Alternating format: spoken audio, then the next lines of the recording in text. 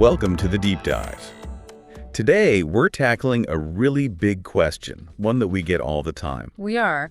How do people actually achieve success? And I mean real, sustained, long-term success. Exactly. We're going to go way beyond the usual motivational quotes and, dig into the practical steps that high achievers are actually using. Our goal here is pretty simple.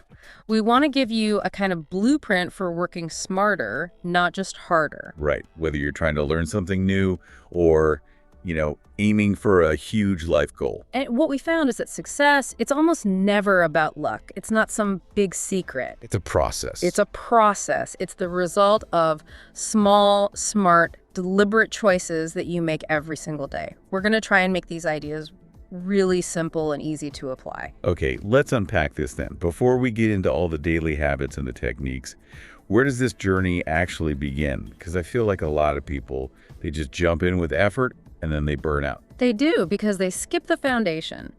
And it all begins with two things you just can't skip: clarity and mindset. First, you absolutely must define clear goals. A vague goal like, I want to be successful is, well, it's pretty much useless. It's not a destination. No. Success demands goals that are specific, that are measurable, and crucially, that have a deadline. So if I say something like, I want to learn a new language, that's still not good enough. It's a start, but it's way too vague. You need to define it. What does that actually mean? Right. Maybe it's, I will get to a B1 level in Spanish by the end of this year. Okay, that's fair. And you can get even more specific by focusing on conversation with 3 different practice partners. Now, that is like a GPS coordinate. Without it, you just wander around and waste so much energy. And successful people, they really take the time to map that out first. They do. So once you have that destination, the second part of the foundation is the engine that gets you there. And that's your mindset. A positive mindset. Precisely. A positive mindset is so important because, look, the journey is going to have setbacks. That's a guarantee. Oh, for sure. This isn't about just being blindly optimistic. It's about being resilient. It's about training yourself to see a challenge and immediately start looking for the solution, not dwelling on the problem. That's a really key distinction. You're not ignoring that something went wrong. No. You're just treating that bad news as data. It's not the final verdict. Exactly. Yeah. So you know your starting point, your strengths, your weaknesses. You make a firm decision to change, and you define those crystal clear priorities. That is the first most important layer. And that foundation, it supports what our sources call the success triangle. Mm-hmm. I really like that visual. Me too. Because for a triangle to be strong, all 3 sides have to be balanced. So what are they? The first side is strategic thinking. This is the planning part, the intelligence. It means creating really clear, thoughtful plans that look a few steps ahead. You mentioned something called backwards planning. How does that work? Yeah, so instead of starting from today, you start from your end point. You define that huge 5-year goal. Then you ask, all right, to get there in 5 years, what do I have to achieve in 2 years? I see. You're working backwards. Exactly. And then what do I need to do in the next 6 months? And that brings it all the way down to the most important question. What do I have to do today? And that makes a gigantic goal feel suddenly manageable. It does, because you're only focused on the very next step. So that's side 1. Okay, so side 2 must be the obvious one. The work. The effort. It is, but with a little nuance. It's continuous work and persistence. Hard work is non-negotiable, of course. Of course. But what successful people really prioritize is consistency over just raw intensity. Right. It's not about one heroic 18-hour day. No, it's about the disciplined effort you put in every single day. That's where real progress comes from, not these huge bursts followed by 3 days of burnout. But see, this is where I think people get stuck. If it was just about hard work, then everyone working 80 hours a week would be successful and happy, and they're often not. And that's because they are missing the third and maybe the most critical leg of the triangle: emotional balance. The fuel. The fuel, exactly. If you work like crazy but you don't have mental stability, if you're not managing stress, not taking care of your health, that success is so fragile. It's on a house of cards. It is. Yeah. High achievers treat their mental and physical health like a resource. You can't just run the engine at redline constantly without refueling. The whole thing will just collapse. So strategic thinking is the map. Yes. Continuous work is the car moving forward. And emotional balance is the fuel in the tank and the suspension that handles the bumps in the road. You got it.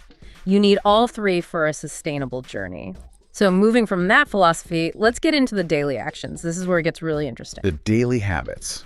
What are the top traits that reinforce that triangle? Okay, number one, self-discipline. They stick to a routine, they decide what needs to be done, and they do it. Even when motivation is low. Especially when it's low. Right. And that consistency just kills the daily struggle of, what should I work on now? Okay, what's second? Flexibility and adaptation. The world is always changing. Successful people don't fight it. They kind of roll with it. They see a challenge and immediately look for a creative solution. They don't get stuck on, but we've always done it this way. No, that's the fastest way to become irrelevant. And the third habit is the one that really powers all of this. It's continuous learning. The engine of improvement. If you aren't learning, you are standing still. They are always acquiring new skills, updating their mental software, you could say. And you see this in good leaders too. Absolutely. They make quick, smart decisions because their knowledge is current. They delegate well. They give positive feedback, which is so critical for keeping a team motivated. That's a perfect overview for life success. But now I want to zoom in on a really specific part of this, the learning itself. How do we actually gain that knowledge without wasting our time? This is so critical because most people approach learning by, trying to cram 10 gallons of water into a 5-gallon bucket. The night before the test. Exactly. They do what's called passive learning, just reading something over and over, highlighting a page, rewatching a lecture. And why is that so ineffective? Why does it feel like you're learning, but then the information just vanishes? Because your brain is designed to be efficient. It's built to forget anything it thinks is unimportant. There's this concept called the Ebbinghaus forgetting curve. It basically shows that you can lose up to 70% of new information within just 24 hours, unless you do something about it. Wow, 70%. Yeah. And passive reading tricks you. The words look familiar, so you think you know it, but that knowledge is so fragile it just evaporates. So what's the intervention? What's the weapon we use to fight that curve? It's a strategy called active recall. It's incredibly powerful. Okay. And the idea is simple. Stop focusing on putting information into your brain. Instead, you have to focus on pulling it out. Forcing yourself to remember it. Yes. You force your brain to retrieve the information without looking at your notes. That little struggle to remember, that's what builds the strong memory connection, not the reading. That makes so much sense. It sounds like more effort up front, but I bet it saves tons of time later. It does. Can you give us a really simple way to practice this? For sure. 2 simple methods. First one is the storyteller. Okay. After you read a chapter or section of something, close the book immediately. And now, try to explain the key ideas out loud as if you were telling the story to a friend. Ah, I see. And the parts where I get stuck or I'm using vague words. That's it. That immediately shows you exactly what you don't really understand yet. The second method is the 5-year-old test. Right, trying to explain something complex to a child. Yes, but the goal is to simplify it so much that a 5-year-old could get the basic idea. If you find yourself using a lot of jargon or complicated words, It means you don't really get it yourself, not down to the core. you don't. It forces you to build that solid foundation first. That's the ultimate test. Okay, let's talk about efficiency.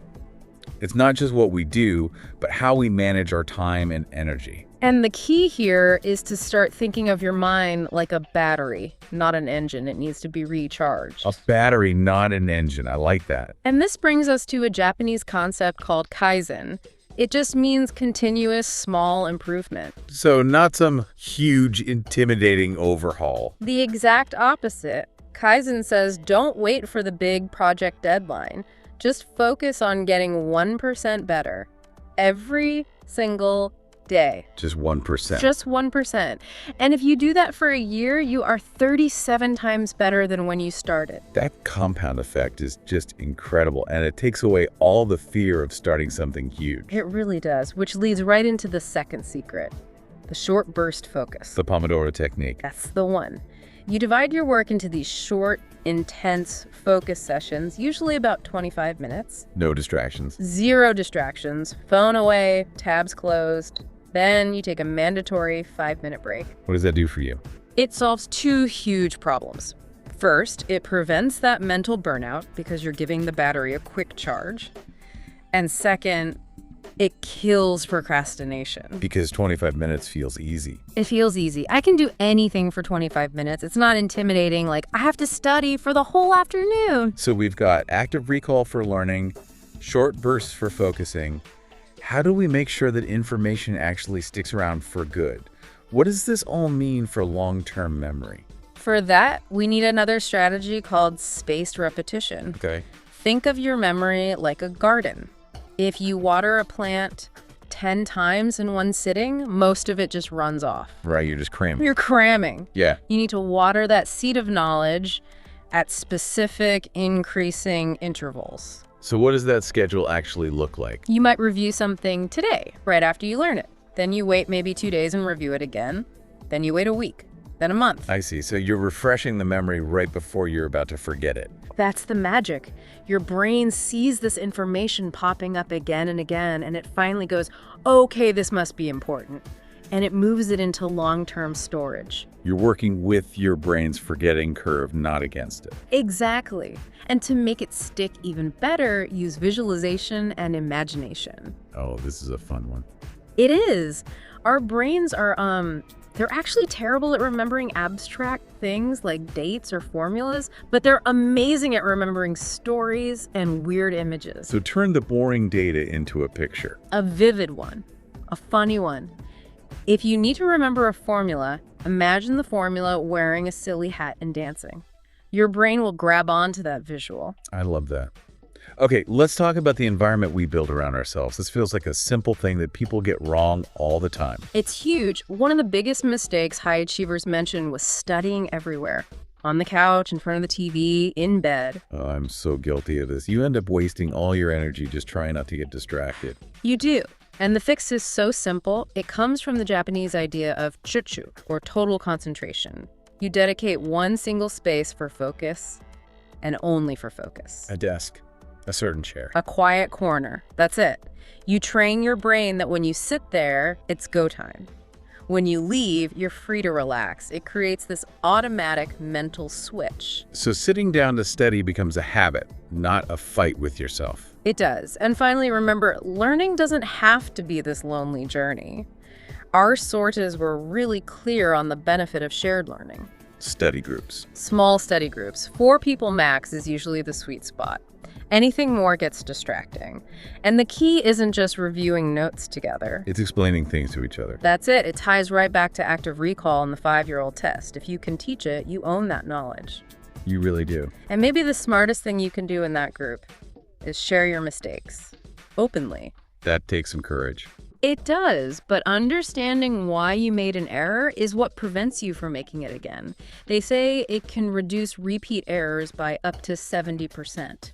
It's a sign of a real commitment to growth. So when you bring it all together, success is clearly a marathon, not a sprint. You need patience. You need that positive mindset to keep going when it gets hard. And you always, always have to remember that role of balance. Success is only sustainable if you're taking care of yourself, your health, your relationships. That's the foundation. The journey should be enjoyable. That's a great point. We've covered so much today.